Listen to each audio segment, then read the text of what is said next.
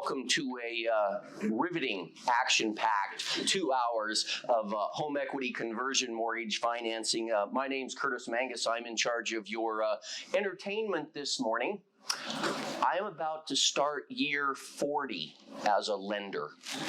Been around for a minute or two.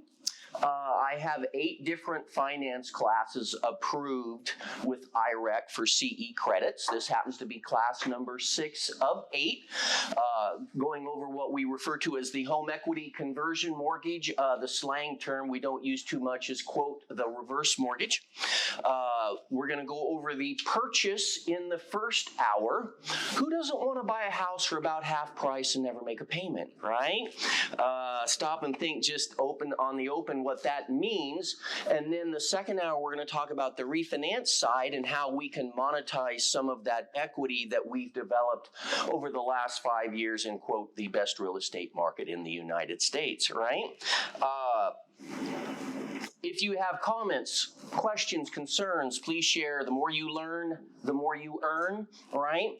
I have a Keller Williams couple. They have closed 6 transactions as an immediate result of this class. Not a bad return for a couple of hours of time, right? Please be sure you put a business card in the bowl for the drawing. I'd hate to have you miss out on that $1 million, right? So we're going to talk about the purchase in the first hour, and then we're going to take a break. We will then go over the second hour with the refinance. How many of you have closed a reverse mortgage purchase? 1, and that's the average, 1 per class. It is the best kept secret in real estate finance by far. And invariably when I meet clients or with agents and teach this class, what I hear is, why didn't anybody tell me about this loan before? It is the best kept secret out there, and there are literally millions of clients out there who could do this loan product and they have no idea that it even exists. I've taught this class to about 2,000 agents, this one, over 200 times. And some agents understand it after the first time they take it, and some agents understand it after the second time they take it, and some agents will never understand it. It is the most challenging finance class you will ever take. I'm going to challenge everything you've ever learned about retirement planning and loans and turn it on its head in the next couple of hours. So the first thing I would appreciate is your neutrality, because just about everything you've ever learned about this loan is either wrong or been changed in the last few years. There are currently 75 million baby boomers out there in the United States. A baby boomer is defined as somebody born between 1945 and 1964. And they are turning 62 at the rate of 10,000 a day. It is a huge segment of the population, and some of them need to move. And age 62 is the minimum age requirement. This is the only loan with an age restriction. If you're not 62, you can't have it. I'm telling my wife, hurry up. Because I just turned 62, and as soon as she's 62, we're going to do our own as well as part of our retirement strategy. The problem with home equity is it isn't liquid. There's only 2 ways to get at home equity: sell it or borrow against it. And we're going to talk about those retirement strategies today and how to be able to monetize some of that equity and plug it into a retirement strategy. The average Social Security out there right now is about $1,600. Do you know what you call a baby boomer living on Social Security? Broke. They're broke, all right? And so we're going to talk about how to monetize some of the equity in their property and plug that into a retirement strategy. People spend more money on housing than anything else. The problem is home equity is virtually completely ignored as part of a retirement strategy, and we're going to change that paradigm today. This is my why. right here. These are two clients that I've recently closed.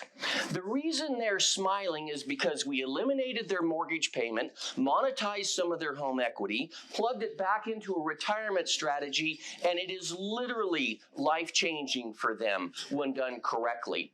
And so these are a couple of the examples on what I get to work with every single day.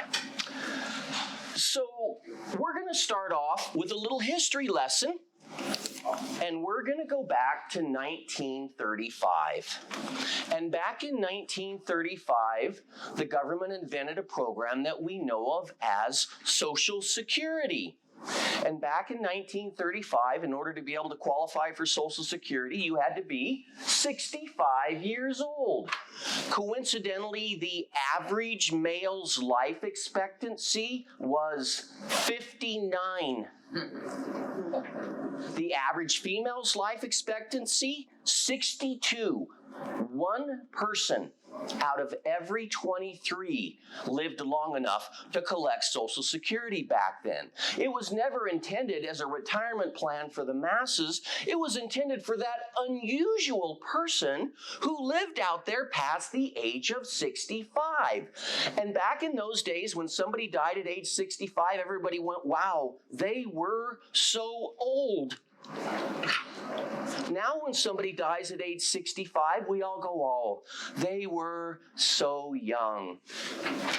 Stop and think what a 20-year increase in life expectancy has for an impact on your retirement planning. Because back in those days, back in the 30s and the early days, people had lots of kids, but hardly any of them lived long enough to collect Social Security. Well, now suddenly the paradigm is completely changed, and we don't have as many kids, but they virtually all live long enough to collect Social Security.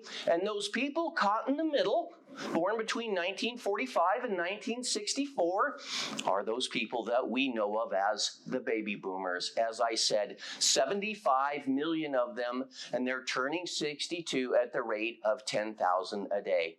And back in those days, typically you grew up, you worked, you raised your family, and you died. You know, it's surprisingly easy to plan your retirement strategy when you're dead at age 60. Okay? Doesn't take a huge amount of planning. Well, suddenly now, if people don't live into their 80s, we feel shortchanged, literally. And when I'm talking with clients and we're talking about loans and retirement strategy and liquidity, do you know what the recurring theme is that I hear from people? Gee, if I'd have known I was going to live this long, I'd have taken better care of myself. And you thought that had to do with health, didn't you? It's even more important with retirement and financing because people are living much longer. So today what we're going to talk about is how to monetize some of that equity and plug it into a retirement plan. So I want to explain the typical default retirement strategy that I work with every day. First of all, let's put this customer in a poorly paying, poorly funded annuity that they were never supposed to live long enough to get, called Social Security. Okay? Then let's turn around and put them in a home loan that they will never live long enough to pay off, called a 30-year mortgage. Then let's take their largest asset, the equity in their house, currently on a national level, 75% of the total net worth of seniors in the United States, and let's take it off the table and ignore it. And then let's sit back and watch them go broke and wonder what we did wrong. Okay?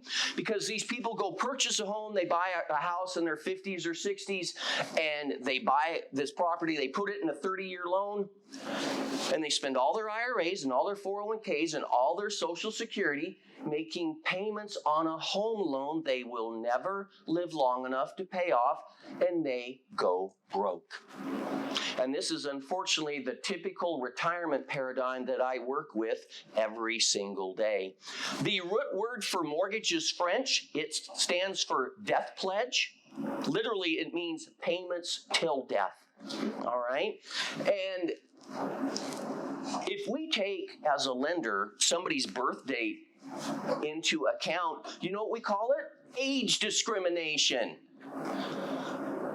All right, it's a fair housing problem. And so we're putting these people in their 50s, 60s, and 70s into 30-year mortgages and saying, see ya, with no exit strategy except payments till death and dying broke. And today we're going to change that paradigm because it is outdated and it is broken. So how the purchase works, the basic requirement is we're going to take the age of the youngest borrower and amortize it out and act like they're going to live in the house to be 100 years old. So the down payment varies based on the age of the youngest borrower. I ran a purchase situation this week, and at 81 years of age, they needed 50% down. Well, who doesn't want to put a 50% down on a house and never make a payment for the rest of your life? At 70, it's more like 55% down. So it varies. There's not a flat number, but I like to use 50% just because it makes the math very easy when we're talking through the different slides. We're going to use 4% for an appreciation rate for amortization schedules as we go forward. That is the long-term national historic average in the United States. There's a proven track record for that number. Even though here last year we were like 30, the year before we were like 20, but 4% for our market is a fairly conservative number that we're going to use. And so I'm going to start off with some broad explanations, and we're going to narrow it down to actual amortization schedules as we go along. So let's take that unusual customer moving here from like what, California, let's say. And let's say they sell their house in California. Very often they have a home equity conversion mortgage on the house out there, and they sell the house and they net $300,000. And they're on a fixed income, Social Security, and we're going to say they're 80 years old, okay? Because that makes the math very easy. And they walk into their local bank and they go, Mr. Banker, I found a house for $600,000. I intend on putting $300,000 down. I intend on living in this house for the rest of my life, and I have no intention of ever paying you one payment as long as I live. And upon my death, my heirs or estate will sell the house and pay off the loan and keep any equity that's left. If there is no equity left, we will sign it over to the bank, and you cannot come after us, our heirs, our estate, or any of our assets. What do you think your banker's going to say? How about, have you had your medication this morning? Right? And that's exactly how the home equity conversion mortgage purchase works. So let's buy a house for $600,000. We're going to put $300,000 down, and we're going to start off with a $300,000 loan. We're going to say they're 80 years old. Option number one, we can put them in a 30-year mortgage, and they only have payments till they're 110. And they'll spend all their IRAs and all their 401ks and all their Social Security making mortgage payments on a loan they will never live long enough to pay off, and they will go broke. Okay, there's option number one. Option number two, we put them in a home equity conversion, and they literally have no payment at all. They have to pay their property taxes, their homeowner's insurance, and live in the house 6 months and 1 day a year. Those are the terms of the note. So you buy that $600,000 house, you start off with a $300,000 loan. If we put them in a 30-year mortgage, they make a payment and their balance goes down a little bit every month. Very little, by the way, because the bank keeps most of it in the form of interest. So instead of making a payment and having your balance go down, we don't make a payment and the interest accrues and your balance goes up, because the interest is accruing. What people forget about, at a 4% appreciation rate, the value of the house outruns the balance of the loan, and your equity position is still increasing. It's just not increasing as fast because you're not making a payment till death. And that is the basic premise behind the loan. FHA rolled this program out in 2008. Gee, I wonder why nobody noticed, right? Well, suddenly 10 plus years later, these baby boomers are moving. They have a ton of equity in their property, and now this loan is coming into play. But you have to know about the product in order to be able to offer it, and most people don't even know that the product exists. So thank you you for coming this morning because this is a very enlightening product for those people that are 62 years of age or older. So let's go back to the same scenario I just talked about, but instead of selling their house and netting $300,000, let's say they sell their house and net $600,000. Should they pay cash? No. Why do people pay cash for a house? Why do they want their house paid off? So they don't have a payment, right? Well, when I can do that for you for about half, the fun question is, what do you do with the other half? And when you can plug that into the right retirement strategy, it is literally life-changing for them and what they can do. Because the first problem is if you pay cash for a house and we have another 2008 and you lose 30 or 40%, you and your heirs just got crushed because you have too much exposure in the real estate market. As I said, 75% of the net worth of seniors in the United States is tied up in the equity of their house. Well, the problem is that's too much. All right. You can talk to financial planners and they always say you never want to be too heavy in any particular thing. Diversification is very important. So you don't want too much of your net worth tied up. So the idea behind this loan, you put enough money down so that you don't have a payment and you invest the rest of it in something else so that you're not so exposed to the real estate market.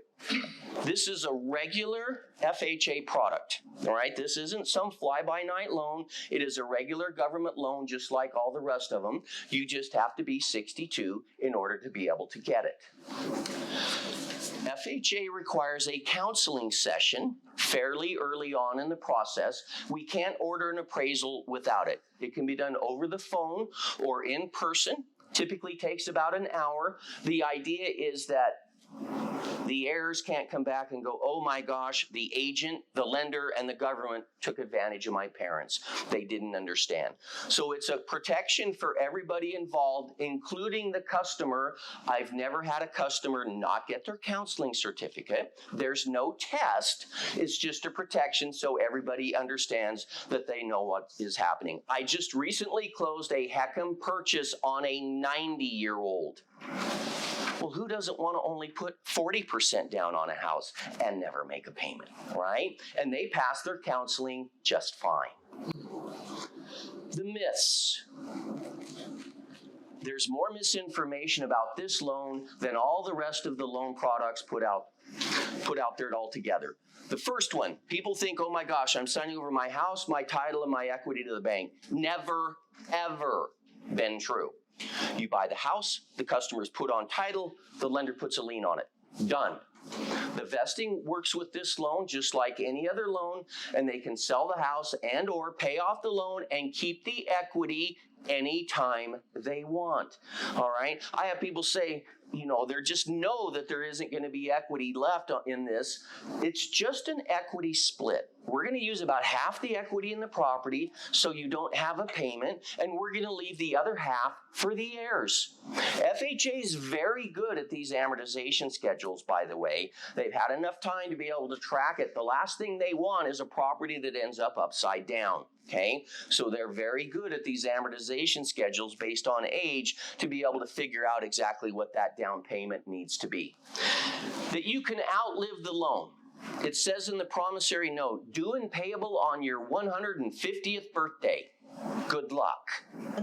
So you literally can buy a house for 50 to 60% down and live in it for 20 to 30 years and never have a payment. You cannot outlive it.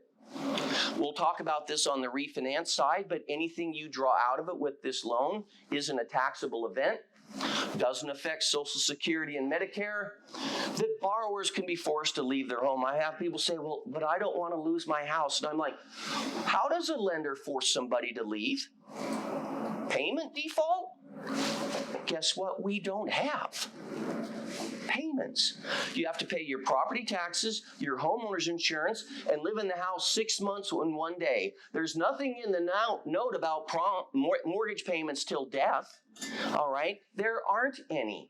It's actually an excellent way to protect the asset, and it improves the chances of seniors being able to stay in their home because it leaves them with additional liquidity and they're not making mortgage payments until they go broke and die, which is the alternative that many of them have. But what about my kids?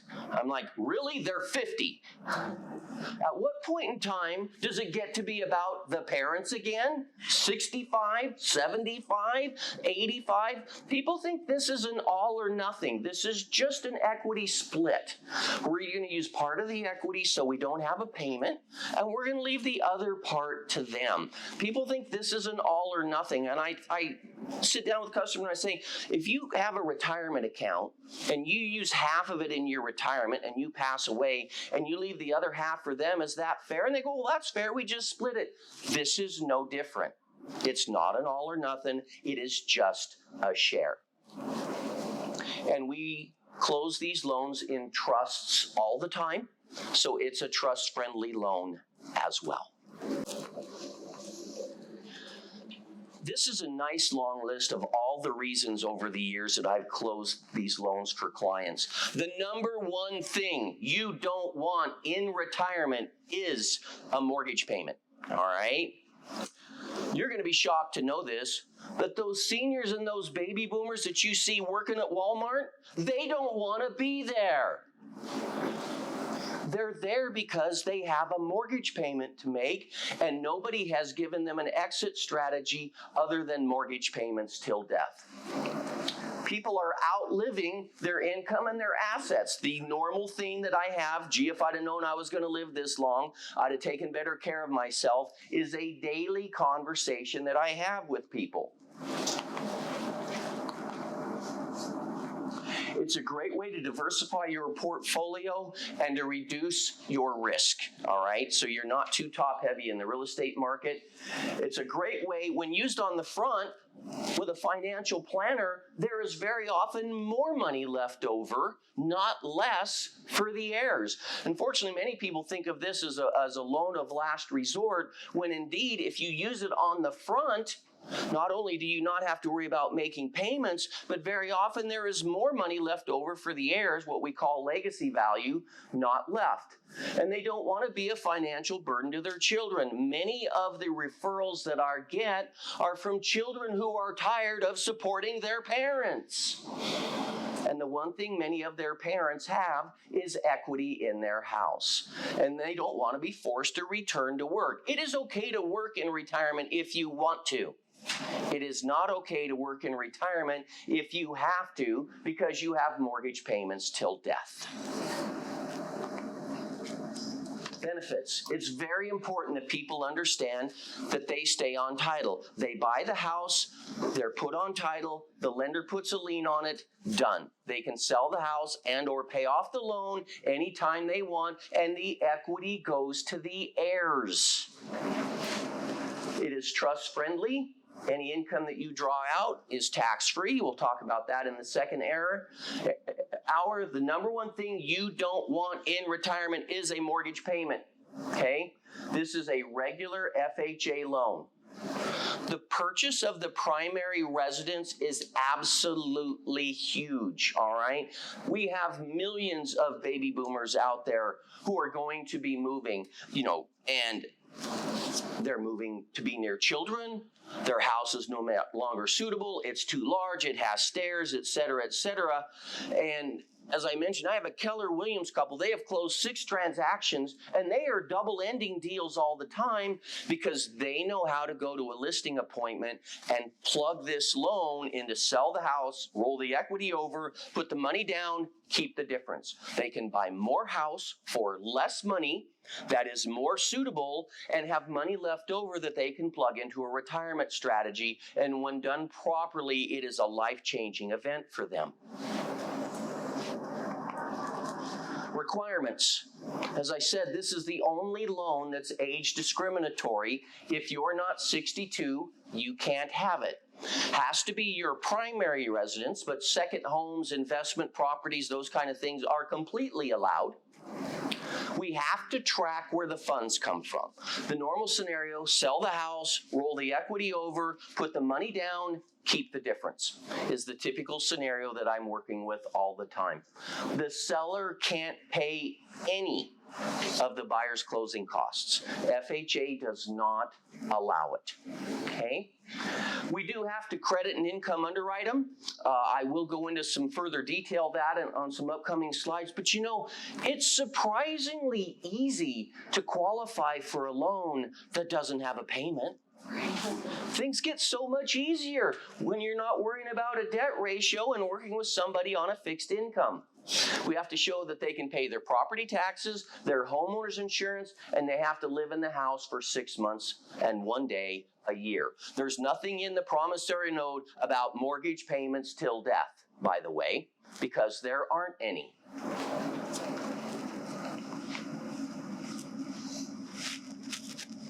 Can you clarify primary residence versus investment? I'm hearing two different things. You have to live in the house 6 months and 1 day. That's the definition of a primary, is that's, basically. So like I said, other type of properties that you own are fine. You just has to be your primary.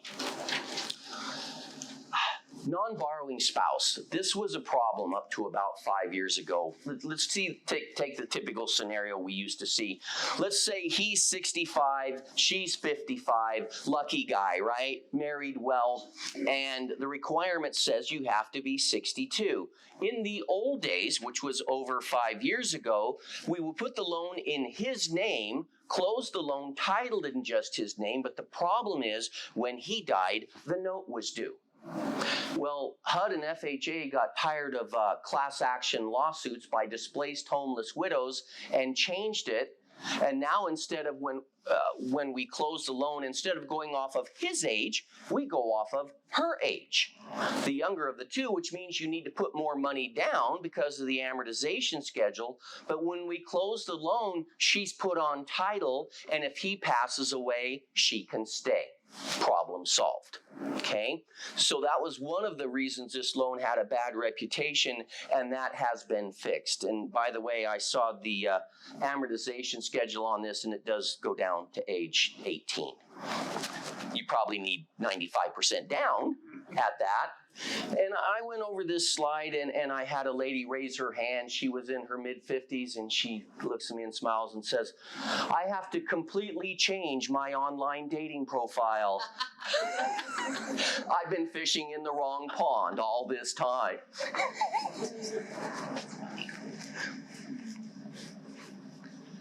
When is the note due? When you sell the house, you pay off the loan, and the remaining equity goes to the client or the heirs. It works just like any other loan. I have listing agents call me up all the time, and they go, "OMG, I'm going to list a house with a reverse mortgage on it. What do I do?" And I'm like, "Is there equity in the property?" And they go, "Oh yeah, a ton." And I go, "You sell it." Their process is exactly the same as any other loan. You sell the house, you pay off the loan, and the remaining equity goes to the customer or the heirs. Done. There is nothing different in the process for them. If they have not lived in the house for 12 continuous months, the note is due. All right. If they fall, if they get hurt, if they have to, go into some kind of rehab, as long as they can come back within a year, it works just fine. When the last owner on title is deceased, the note is due.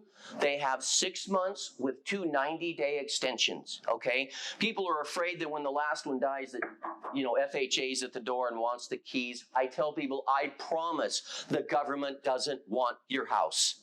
They just want their money back.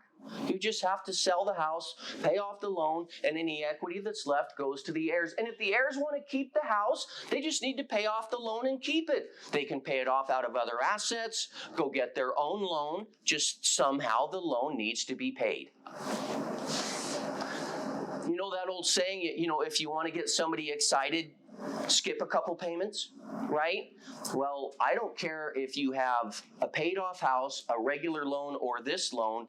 If you don't pay your property taxes or your homeowner's insurance, somebody's gonna get excited, all right? This loan is no different, and you can default because of that. And finally, if you reach age 150, the note is due.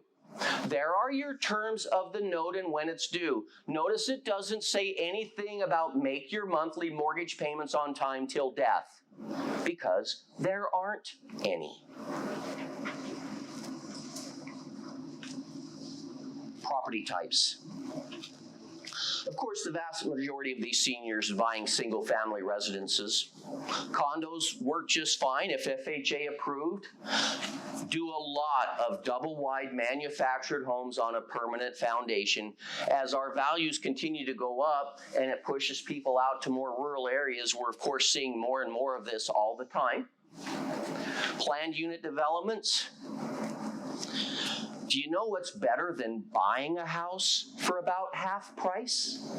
Building a house for about half price. I have 3, 4, 5+ building jobs going all the time. Think in the last couple of years how much construction costs have gone up.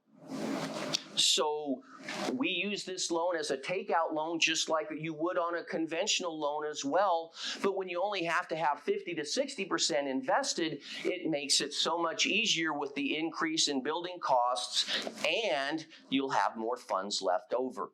A couple of things that are different. We have to have the certificate of occupancy before we can order the appraisal.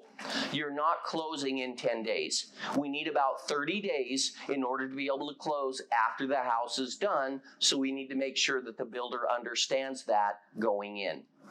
Also, on all the products we're going to talk about today, after the first appraisal is done, we have to send it into FHA, and in about 25% of the time, 1 out of 4, they will require a full second FHA appraisal. Okay, so we have to account for that additional time, and it's totally random. It's just a way to protect the integrity of the program based on value and condition. So, of course, we hope you don't need a second one, but we have to plan on that. So when I'm working with agents on timing, I typically like to say, 30 to 40 days for a close, and they're like, well, and I'm like, so let me get this straight. You have an 80-year-old client in California. She has a flip phone, no internet. We need 2 appraisals, and you're in a hurry. Bad idea.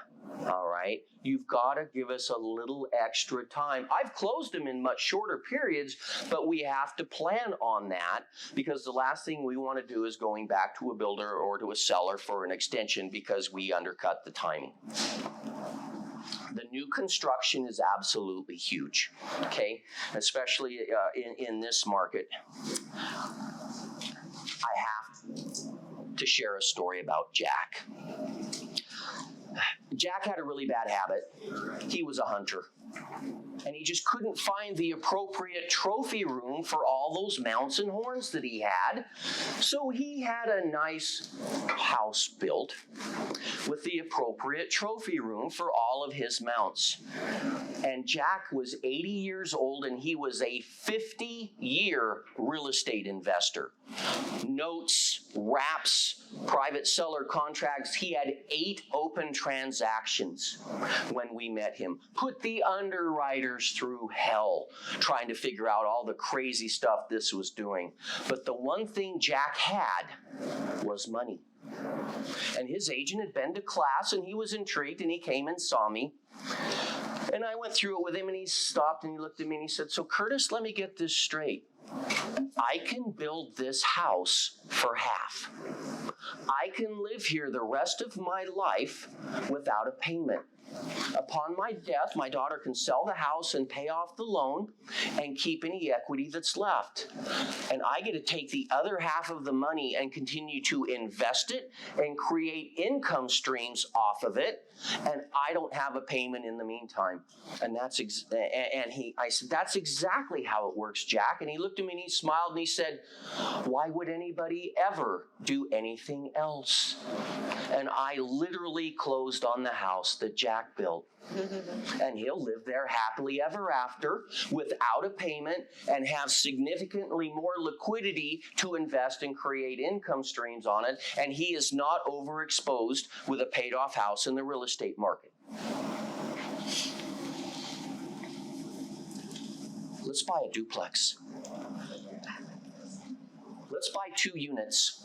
Let's pick a number. Let's say we buy a duplex for $700,000. We'll say they're 80 years old and they need half down. So they put $350,000 down and they move in and trick out that nice side unit. Guess what they don't have?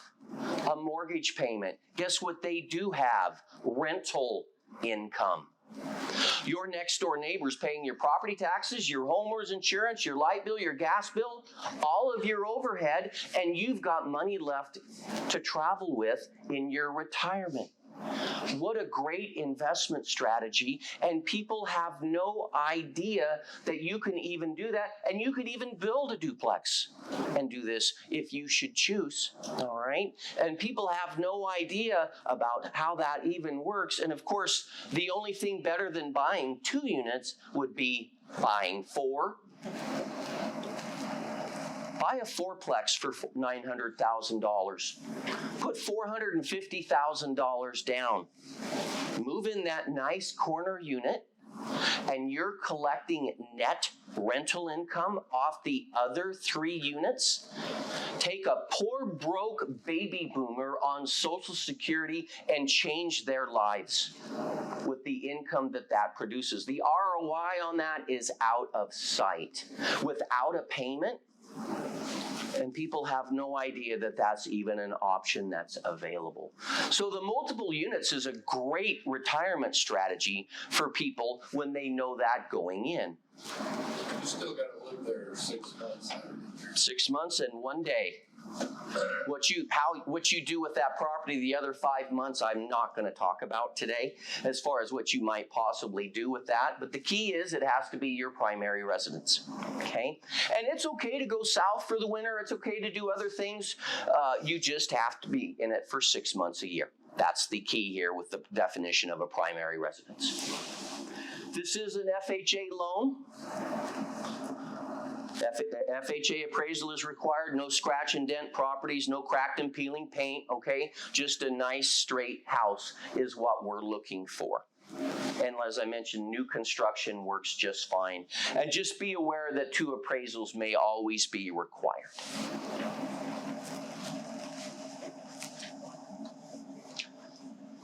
I took this off the internet, off the AARP website. It has to be true. But I actually wanted to share, it really is. In my short 40-year lending career, I have closed thousands of transactions, and I have never had happier clients that were better served by a loan ever than this particular transaction. Normal purchase uses, upsizing, downsizing, relocating near family members. Who doesn't want to buy a house for about half and not have to make a payment? You just have to pay your property taxes, your homeowner's insurance, an HOA if you have it, and live in the house for 6 months and 1 day a year. It is a terrific financial planning tool when used on the front. All right? I have people say, well, this is a loan of last resort. It couldn't be anything more than the truth. When used on the front, it is much more effective. All right? And very often there is much more money left over for the heirs, not less. And it's a great way to preserve liquidity to be plugged into a retirement strategy. Your advantages, I tell people, you will never beat the payment on my loan. It's 0. How hard is it to pay your property taxes, your homeowner's insurance, an HOA if you have it? Okay, and people say, well, I don't want to risk my house. I'm like, by the time I'm done talking to them, they're like, oh my gosh, this will enable me to stay in my home longer because I don't have a payment and it monetizes additional equity so that I can stay. Estimate 50 to 60% down approximately, depending on age. Virtually doubles their buying power. It keeps the other reserves liquid. As I mentioned, the problem with home equity is it's not liquid. The only 2 ways to get at it is sell it or borrow against it. You can never owe more than the house is worth. It's called a non-recourse loan, which means if the loan ever gets upside down, you can't ever go after the client, the heirs, the estate, or any of their assets if there's a short sale amount. And we'll talk about that a little bit more in an upcoming slide. The maximum purchase price value right now is $970,000. Okay? Every year it goes up with the conventional loan limit. We estimate this year it's going to probably go up about another $100,000. I would expect starting early next year it'll be about $1,070,000. That is the purchase price. Now, right now, if they buy a house for $1 million, it just means they have to bring in the full extra $30,000. All right, they just have to bring the difference in to get down to this amount before the loan-to-value calculations start.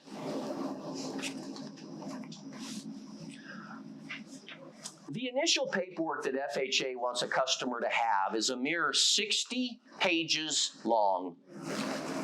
I always pull this out as page 1 because it puts everything nice and neat and tidy together into one slide. So this was a lady that I closed a few years ago. She was 70 years old. Fixed rate at the time was $475, and she sold her house and she netted $200,000.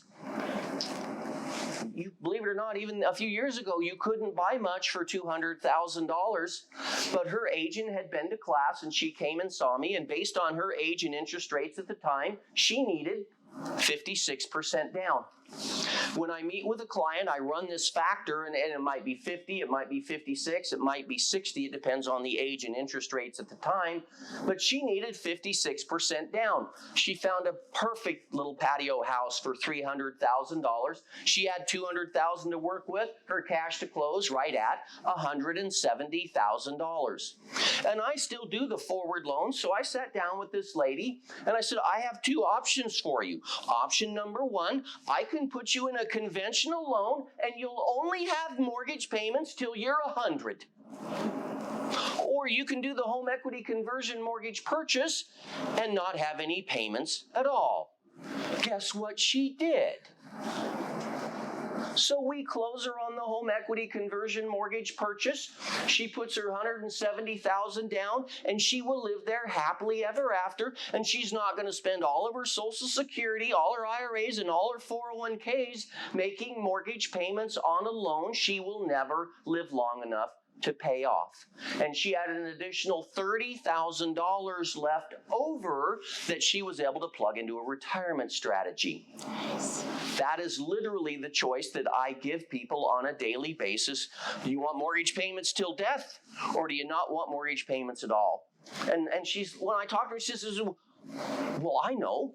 Let's try it on a 15-year loan. And I'm like, so you only have mortgage payments till you're 85, and we're going to jack the payment up another 30% because you put it on a shorter term. She's like, never mind. All right. It's different when you're 40. When you're in your 60s, 70s, or 80s, the 30-year mortgage situation, that paradigm is broken, and people don't understand that this option is even available. In this case, her mortgage payments or balance started off at $143,000. Here's an amortization schedule with the years going by. Here is her mortgage insurance cost per year. Here's her interest cost per year. We add these two together. Here is how her loan balance goes up over time because the interest is accruing. 4% for an appreciation rate. So here's your house value going up at 4% a year. Let's say she lives in the house until she's in her early 80s, normal life expectancy, and she passes away. And we have a $270,000 balance on a $480,000 house, and there's over $200,000 in equity left for the heirs. In the meantime, what did she do with the monthly mortgage payments she was not making? Best problem ever. I tell people I cause all kinds of problems for seniors, like, what are you going to do with your money? And that's the whole idea behind the loan, is instead of having mortgage payments till death, you don't have mortgage payments at all. And these amortization schedules, based on how much money you have to put down, are very good the way they're built so that there's equity left over for the heirs. And if she has to go into assisted living or something like that, fine. She sells the house, pays off the loan, and the $200,000 goes to her to pay for her care down the road. It's a very straightforward process, and I sit down with people every day. I have 2 to 4 meetings a day with people on this, and at the end of this page, they go, I get it. It's a little abstract until then, but once they see this, they say fine, because they see the amortization schedules, the appreciation rate, the money that's left over, and I tell people, just come and see me. Spend a half an hour so I can go over this with you. It is literally life-changing for them. And when I close these loans, do you know what these people say? It feels like I won the lottery. Because they don't have a mortgage payment and they have money left over. It is completely life-changing for them. Here's a skeptic that I just recently closed. This gentleman lived next door to real estate agents. And they said for 6 months, you need to go see Curtis. And they're like, he's like, oh no, I wouldn't. Oh no, I'm going to pay cash, da-da-da-da-da-da. Well, he sold his house and he netted $450,000. And he thought, I'll just go pay cash for something. And he started looking. There's just not a lot decent in our market anymore for $450,000. And he grudgingly came and saw me. And he said, Curtis, I'm buying a fixer in the low rent district for $450,000. I'm looking at properties I don't even want to live in neighborhoods where I don't want to be. He needed at the time 53% down. So I went through the numbers, I explained the amortization schedule, and he looks at me and he goes, why didn't I come and see you sooner? And the agents go, OMG. So he goes out and he finds the perfect house that makes all his dreams come true for $800,000. He puts $429,000 down. He will live there the rest of his life, and he will never have to make a mortgage payment. That's the impact that this loan has on the buying power. And, these agents were really struggling trying to find something for him at a $450,000 price because he thought he had to pay cash, right? Well, guess what? At $800,000, the whole world opened up for him. He got a much nicer house in a much nicer neighborhood. He will never have a payment, and he will live there happily ever after. This is the normal scenario that I work with on purchases every single day. And normal life expectancy, we get here into the mid to upper 70s, fine. He has a $600,000 house. 4% appreciation rate, the house is going to be worth right at $1.2 million, and there's $600,000 in equity left for the heirs. This payment amount on a 30-year loan, principal and interest on today's rates is $2,400 a month. Right now, interest rates are at about 6%. And it's interesting, at a 6% rate on a conventional loan, it is exactly $6 per thousand when you're figuring the payment. So on a $400,000 loan, the principal and interest payment is $2,400. First of all, he didn't even qualify. How many seniors qualify for that? He didn't have the money to pay cash, and he was not going to be able to buy a house that he wanted. It took care of all of his issues.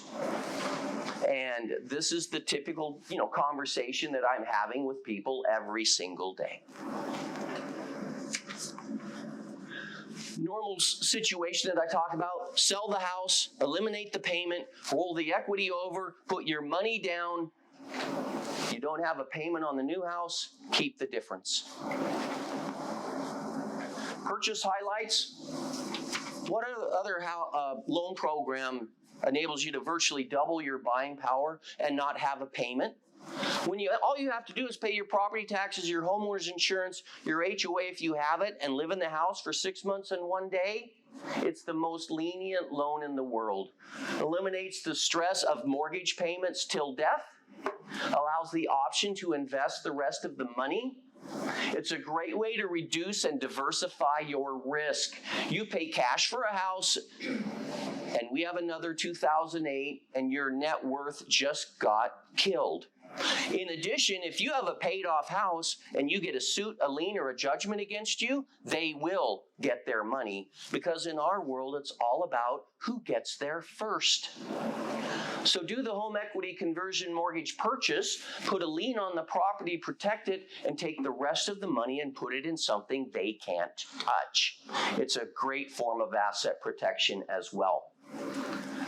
TRID does not apply. That's the LE and the CD that, do you have this out 3 days before closing and da-da-da-da-da. None of that applies on this loan because there aren't any payments involved on it. And choice of title companies is important. If your escrow officer kind of mumbles or says, I don't know how to do these or whatever, talk to your lender and find somebody that does, all right? Because we get a lot of heartburn with title companies not knowing what they're doing when we're trying to close a purchase on these, okay?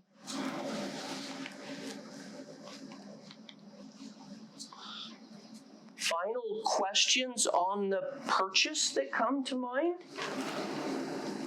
This 158 days or 6 months and 1 day, that's over the course of the whole year. So it doesn't have to be 6 months. Yeah, it doesn't have to be consecutive. Thank you. No, they just have to be there 6 months and 1 day total. It doesn't have to be consecutively. Thank you. Other questions? How does FHA verify? They send you a letter once a year that says, do you live there? No. You want to send it back, or they will get excited, by the way. And then a worst case scenario is, so the house loses equity when it's time to sell. They sign it over to the bank and walk away. Okay, so heirs just don't inherit as much. Worst case scenario.